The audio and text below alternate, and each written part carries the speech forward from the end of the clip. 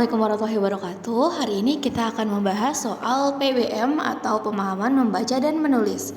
Nah, sebelum kita masuk ke soalnya, teman-teman silahkan baca dulu teks pertama ini.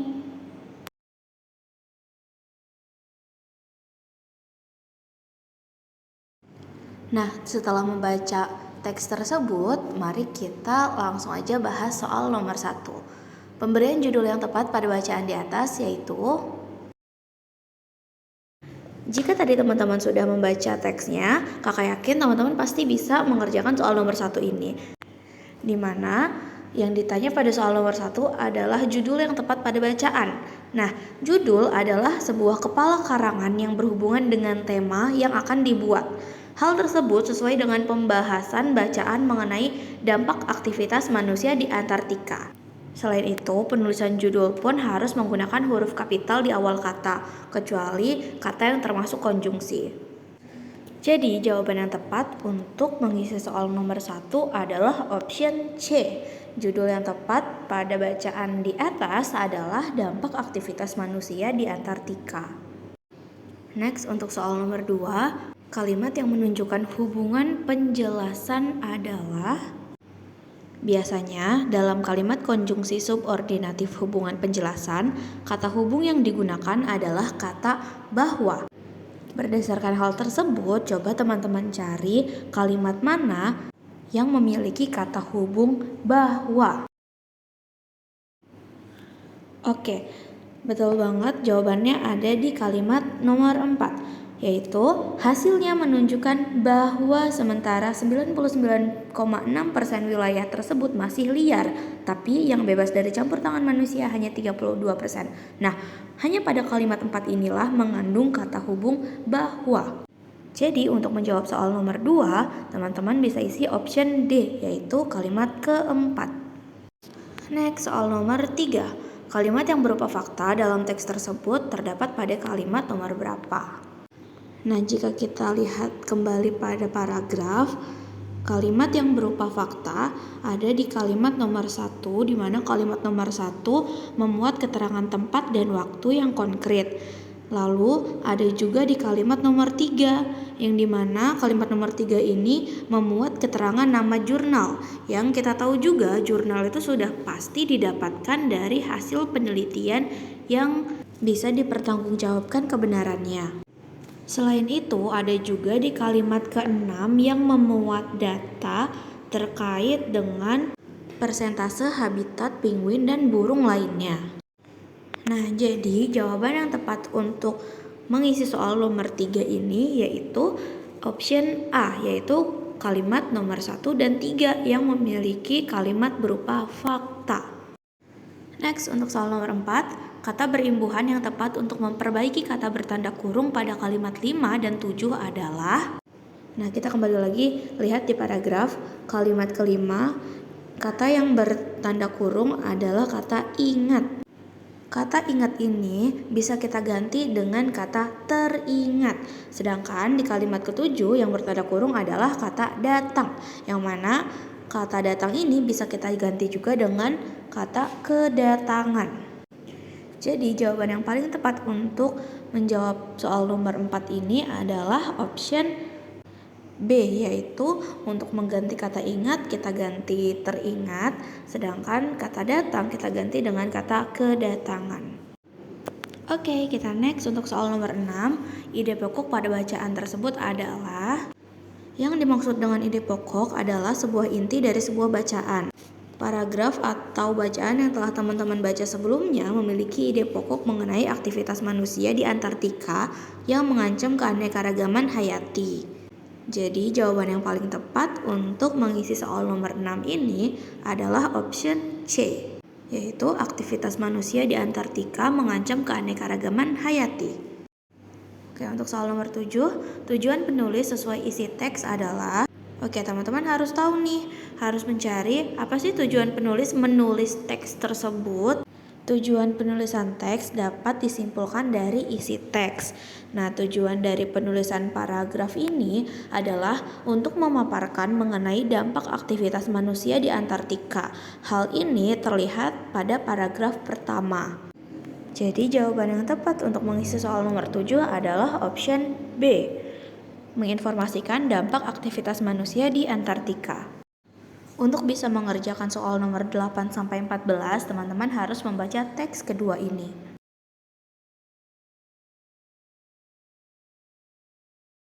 Oke, mari kita bahas soal nomor 8. Di sini teman-teman harus mengidentifikasi apakah ada kesalahan penulisan dalam kata National Institute for Space Research atau INPE. Jawabannya adalah tidak perlu diperbaiki atau option A. Hal ini karena penulisan di teks sudah sesuai dengan kaidah, yaitu penulisan nama diri atau penulisan nama institut itu tidak perlu dimiringkan, walaupun dalam bahasa asing dan diawali dengan huruf kapital kecuali kata tugas. Oke, lanjut untuk nomor 9, teman-teman identifikasi apakah terdapat kesalahan penulisan dalam kalimat deforestasi.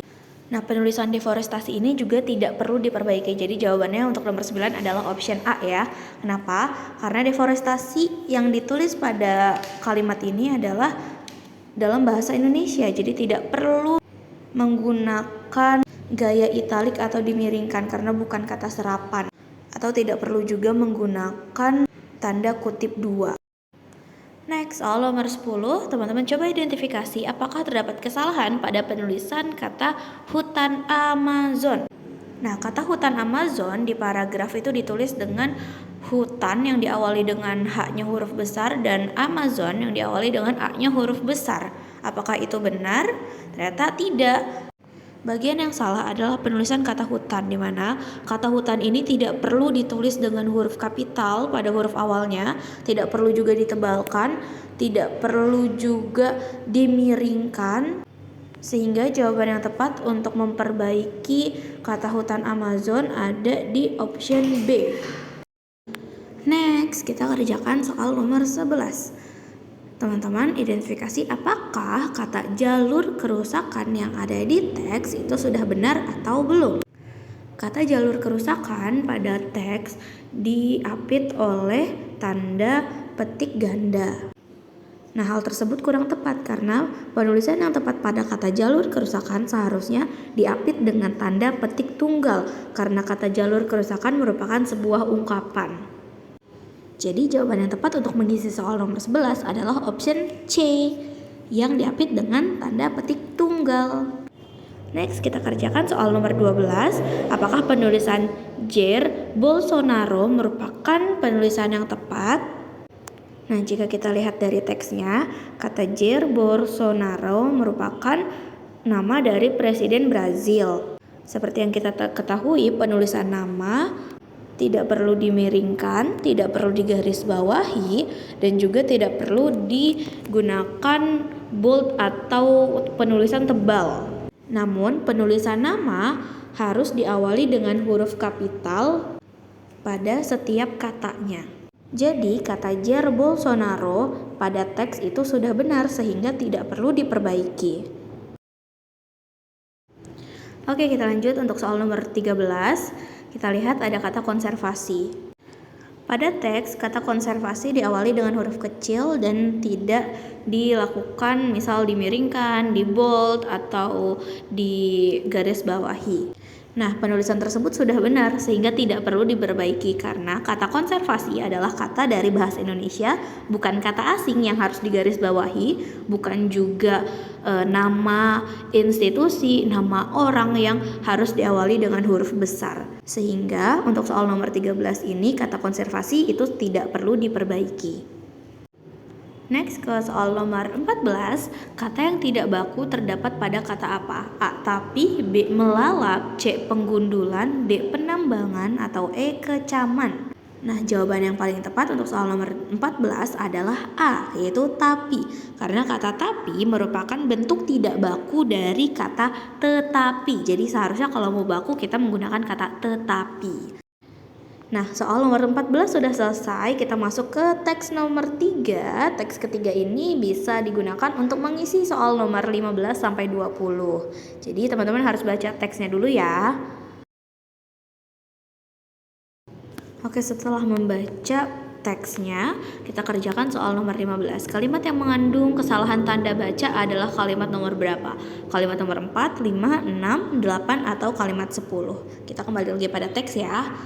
Nah, berdasarkan teks, kalimat yang mengandung kesalahan tanda baca ada di kalimat nomor 10. Teman-teman sambil lihat kalimat nomor 10 ya, dimana seharusnya di kalimat nomor 10 setelah kata selatan itu seharusnya terdapat koma. Jadi misal seperti ini, kalimat nomor 10. Salah satu juragan teh nan, beken, dan filantropi pernah terinspirasi oleh jernihnya langit Bandung Selatan, Karel Albert Rudolf Boscha. Jadi jawaban untuk soal nomor 15 adalah kalimat yang mengandung kesalahan tanda baca itu terdapat pada kalimat 10 karena seharusnya ada tanda baca koma setelah kata Bandung Selatan. Oke, untuk soal nomor 16, penulisan kata yang salah ditemukan pada kalimat. Mari kita kembali lagi pada teks. Nah, berdasarkan teks kita lihat penulisan kata yang salah itu ditemukan pada kalimat nomor 12. Teman-teman lihat di kalimat nomor 12 itu ada kata asteroid. Di mana kata asteroid ini tidak seharusnya ditulis seperti itu saja. Namun seharusnya kata asteroid itu menggunakan tanda baca kutip ganda. Karena kata asteroid memiliki makna benda langit kecil anggota tata surya yang jumlahnya puluhan ribu menghuni ruang antar planet Mars dan juga Jupiter. Sehingga jawaban yang paling tepat untuk mengisi soal nomor 12 adalah kalimat ke-12 yang memiliki penulisan kata yang salah, yaitu di kata asteroid. Oke, kita lihat soal nomor 17.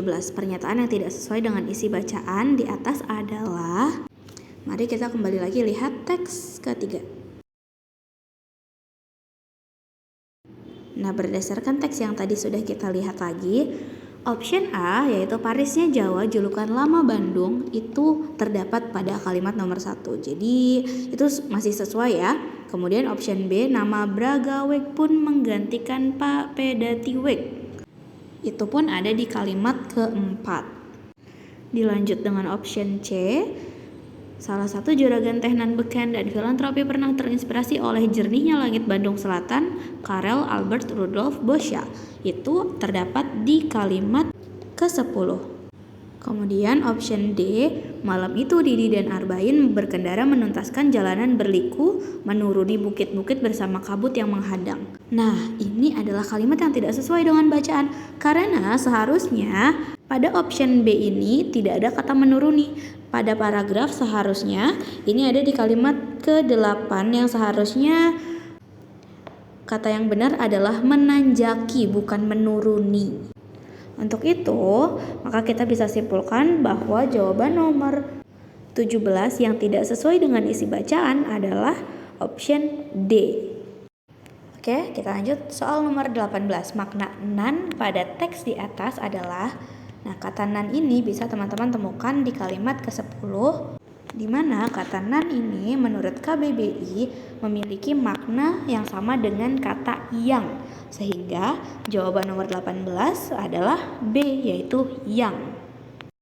Lanjut soal nomor 19, kalimat yang tidak efektif terdapat pada kalimat berapa? Kalimat 2, 4, 7, 8, atau 10?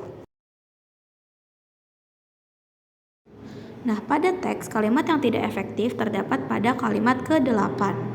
Di mana kalimat tersebut tidak efektif karena memiliki predikat yang ganda. Dalam tata bahasa, predikat merupakan bagian kalimat yang menandai apa yang dikatakan oleh pembaca tentang subjek. Lanjut untuk soal terakhir, kata yang tidak baku terdapat pada kata A singgah, B menghirup, C menghadang, D filantropi, atau E tengara. Nah, jawaban yang paling tepat adalah kata menghadang. Nah, kata menghadang ini merupakan kata yang tidak baku. Berasal dari kata hadang yang diawali dengan awalan me yang seharusnya menjadi mengadang sehingga haknya hilang. Jadi kata baku dari kata menghadang adalah mengadang.